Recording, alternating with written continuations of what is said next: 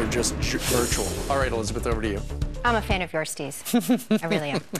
Well, drugs are safer than alcohol. That's according to the New York Times, the newspaper's editorial board now pushing to legalize pot. Well, our next guest calls this belief seriously outdated and claims that legalizing pot will cause a health catastrophe worse than we can even imagine. Joining us now is David Murray. He worked in the National Drug Control Policy Office under President George W. Bush. David, thanks for being with us. Good morning. Thank you. How irresponsible is it of the New York Times editorial board to put forward the theory that pot is no more dangerous than alcohol and that it should be legalized? Yeah. I mean, you have to wonder, what were they thinking? Don't they read their own newspaper? The information it's stunningly careless of them. It's negligent. It's scientifically unsound, what they've said. And they're taking a risk here with a serious substance.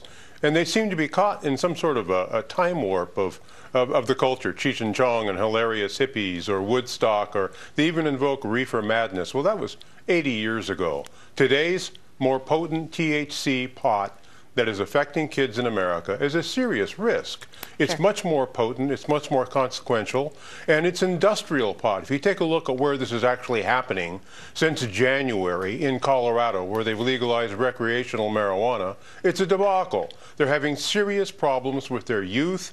This is industrial dope being put out at high potency, and it's having very, very negative effects. Who is most negatively affected by the legalization or future of that as we see it?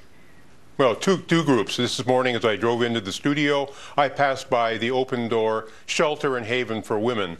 The clean and sober people who are trying to keep themselves in treatment, away from dope, away from the narcotics and their effects, they're profoundly affected when dope suddenly becomes widely accessible, widely available, normatively accepted. The perceptions of risk decline. But most importantly, it's the new generation coming on board.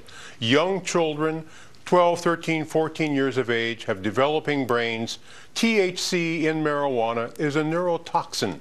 It costs them 8 IQ points if they smoke heavily throughout their lives. It puts them at risk of psychic phenomena, psychological trauma, of depression, of hallucination. It's a serious drug with serious consequences. And if you've missed the last 10 years of biomedical reporting and neuroimaging on what this drug does to the developing brain, then you might come out where the New York Times has come out. They must have been asleep at the switch for the last 10 years because they've taken a seriously irresponsible posture.